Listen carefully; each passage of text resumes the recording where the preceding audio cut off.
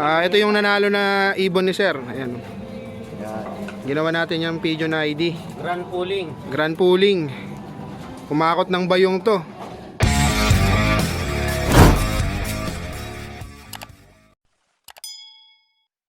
So ngayon guys, nandito ngayon tayo sa first overall ng Grand Pooling ng MMFC.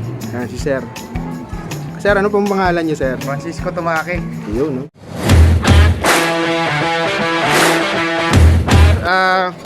Bali, tanong ko lang kung paano po kayo nagsimula mag-ibon? Kung kailan kayo nag-start magkalapate, gano'n?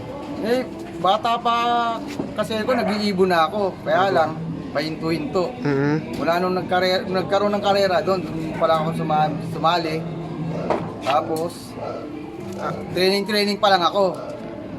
Tapos sir, ano pala yung mga yung mga ibon nyo? Ano may mga lahi? Yung mga ibon nyo? Dumating yung linyada ng Douglas yung mabigat. Yung may kabarkada kaming anak ni Douglas Uy. Douglas Uy. Director ng PHA dati. Kabarkada namin. Nalaman niya na nag-iibon kami. Dinalang kami ng mga ibon. Apo. Ang linyada ng ibon niya ay Jansen, Vandenbroek, saka Viber. Viberman, okay. Yun. Tapos, malahi kami. Una training lang, di pa kami kasali sa kare-karera. Hanggang nakapagpauwi kami ng medyo malayo, yun naisipan na pa-member. Apo. Kumbaga nagte-testing pa lang po kayo nun sir. Kaya, nung nakapagpauwi na kami ng malayo hanggang Isabela, natuwa na ako kaya nagpa-member kami. Unang sali namin sa club, NRPC. Mga matatandang club na yun sir NRPC. Kung matatandaan nyo sir, mga anong taon yun? Yung mga napunta sa inyo, yung mga bloodline na yun. 2000, 77 yun. 1977. Hindi, 97. Ay, 97. 1997? Oo, 1997. Grabe. Hanggang ngayon sir, sila pa rin yung na-preserve nyo na bloodline. Oo, yung pa rin. Yung nanalo nyo sir, anong bloodline nun sir? Kung... Douglas pa rin siya. Yung Pero dati nyo pa rin linyada. Oo, may nahaluan na nga lang iba ng sa galing imported. Okay. Imported. Nakakinross nyo sa imported. Oo, nakikross na imported. Kasi medyo matandang old line na siya. Yun. Dami kaming club na sinali. Sumali pa kami sa PRPF. Nag-champion ako ng Tugigaraw champion. Sa PRPF. PRPF. Mga dating bago pa club. lang kami nun. Mga dating club na yun sir, ano? Sino ba nagpapalaro dati nun sir? Si Mariano Lee sa PRPF. Si Mariano Lee pa. Tapos nung nagkaroon ng club ng PFC, yan, doon na kami nag-umpisa lalo ng nanalo kami ng mga puling-puling. Hindi pa ganito sir yung lop nyo, no sir? Hindi pa, talaga maliit lang yung kulungan namin. Wala na yun sir, wala na. Wala na, nagiba na, nabago na. Eto sir, ano rin to, katas ng pag-iibon o ano? Hindi, bali, pinag-ipunan muna namin. Pinagandaan nyo talaga? Kasi kami hindi naglaro eh. Opo. Mga ilang taon din kami, mula na nagka-pandemic, hindi na kami nakapaglaro. Tapos, yung bagong gawa, naglipad kayo, Oo, naglipad uli kami. overall champion agad. Oo, nag-champion. Ayos, swerte. Sa PFC, ano kasi kami eh, lagi kami nanalo ng pooling, nag-second na kami, nag-6th place. Unang sali namin, nag-6th place kagad ako, overall. Unang sali ko sa PFC. Hanggang sa nagkaroon na kami ng 3rd place, nag-2nd place overall na kami. Sa PFC, sir? Sa PFC. Tapos bigla naglaro na nga nagtayo ng club si Boss Noble ng MMFC. Kami pa rin mga... kayo yung mga pioneer, kayo yung mga unang member. Nakakalaban pa namin si Boss Noble sa mga pooling-pooling. Yung mga dati pa, grabe. Kayo pala yung mga nagsimula sa Tapos MMFC. sa MMFC, nag-3rd overall kagad kami. Ayos. Overall. Paano inulit ko pa kaya? Oo, hindi sa MMFC. Kasi bagong club yun eh. Nagkano kami. Hindi malilimutan. Ayan, Kaya nga, paano inulit Mahusay yan, basta tumaki. 3rd place pa rin. Oo. Kasi sa PFC, 21 place ka noon. So, sa mga kasama niya, siyempre, nagsiselebrate ng konti. Ayan, oh. Kami matatalik niyang kaibigan, supporter. Ay, alika uy! Dito ka! Sir, ano pala yung nasan yung naibon yung nanalo, sir? Ay, nandun na, nakakasay. Kukunin ko ba? Mapakita mo. Sige, sir, pakita natin. Ito yung nanalo na ibon ni sir. Ayan. Ginawa natin yung video na ID. Grand pooling. Grand pooling. Kumakot ng bayong to. Sir, huwag natin sabihin yung laman. Alam na ng marami. Alam na yan. Grabe. Grabe tong ibon na to, guys. Babae po ba yan, sir? O wala lang? Babae ito. Oh, babae. Grabe, ang ganda ng ano. Ganda ng ano, tsura niya, guys. Pakpak, sir. Pakita natin yung pakpak, sir. Paano ba, sir, yung ano, ginawa niyong parang preparation? Inaano ko lang naman to yung sa tubig. Yan, importante. Mga vitamins, tsaka yung ito, yung huwag mo wala ng pagkain lagi. Kailangan may pagkain. Laging nasa oras yung pagkain, sir, ano? Tapos paronda. Ano kayo, sir? Nagmi-midtos po ba kayo, sir? Ay, hindi.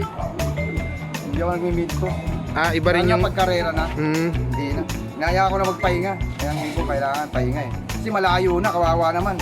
Malayo na yung nilipad, sir, ano? Malayo na, kailangan pahinga. Kasi pag na-stress, mahirap maghabol. Tama, sir. Mahirap din kasi yung disgrasya minsan sa midtos. Madisgrasya pa. Lalo na pag last race na, tapos magmi-midtos ka pa. Tama, mas more on pahinga yung ginagawa nyo, sir. Para malakas talaga yung ipon. Yun. Tapos, sir, ilan pala yung ano, nilaban nyo simula nung una? 5. 5. Tapos ilan po yung ano? Bale naka-pumarty sa akin, dalawang young bird.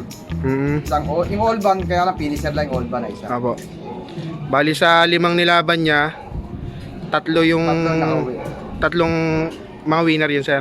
Ay hindi, yung dalawa lang yung winner. 2 winner. Pero ang ano pa rin. Isang set lang kinuha ko sa Singsing. Bali 4 na piraso. Natira pa sa akin dalawa, parang pumarte. Okay.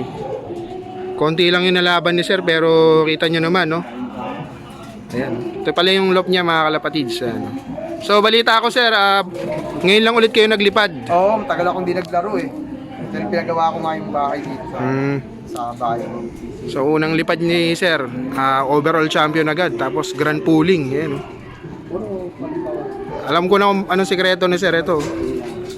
Wow! Hindi lang isa. Ayun pa, 4. Sir, saan ba galing yung mga horse nyo, sir? Kalinga pa yan eh. Galing Kalinga pa, grabe.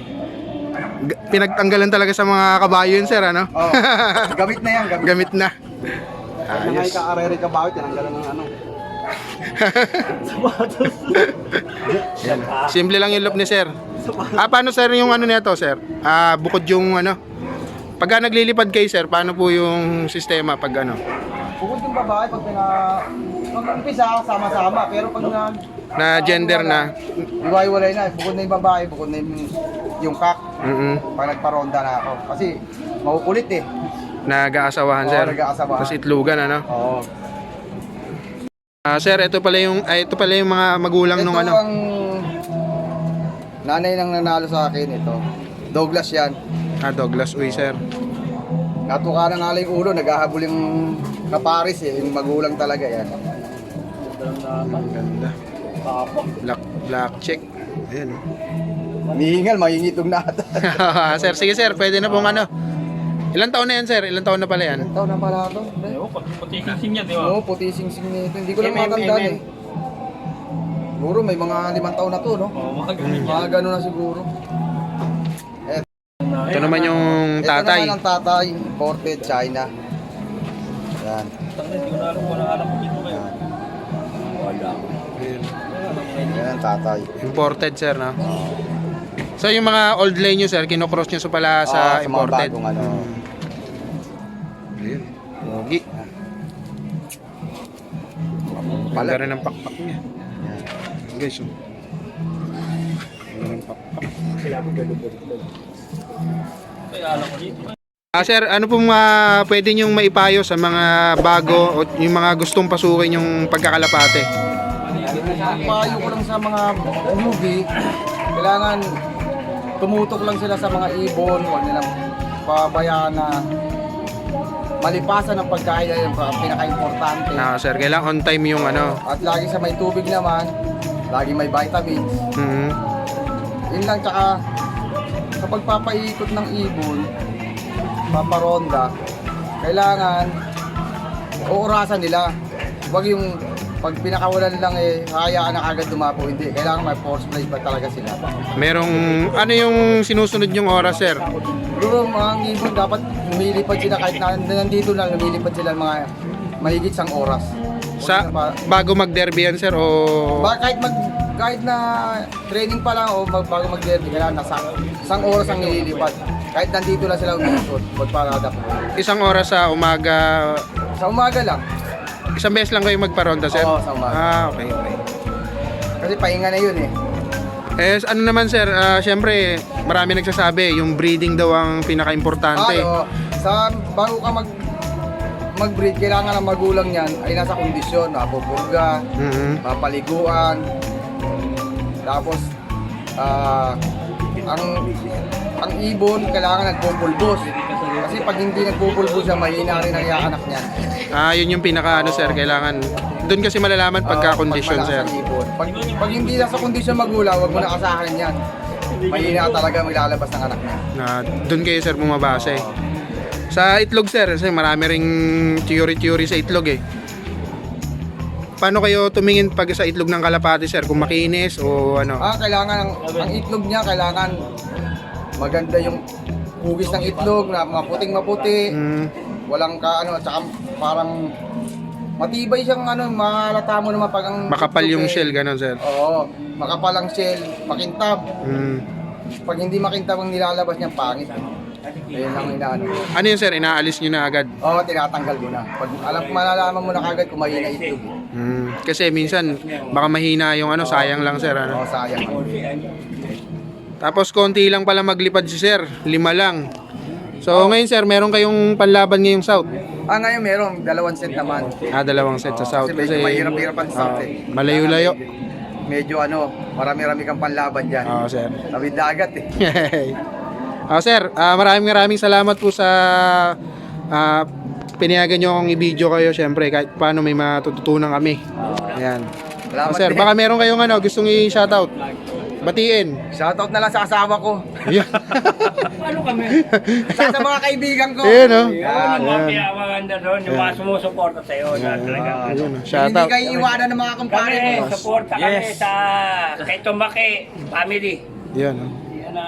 Naniniwala ba kay sir kapag suporta si Mrs. maganda ang Ay, oo, yan. Kailangan talaga nakasupport. Kailangan walang walang kontra. Ano yung pamahiin nyo sir? Huwag kayong mag-aaway dahil parang umaano rin sa ibon eh. Kami nga. Nadadala rin ng ibon nila, parang ng ibon yan eh, pag gano'n eh. Kaya lagi lang, mahinahon lang kayo sa hindi kayo mag-aaway ng Sa amin kasi sir, yung sa girlfriend ko bawal kami mag-away eh. Ganun nga yun, Para eh, sa bawal erte. eh. Parang naapektuhan yung ibon. Okay.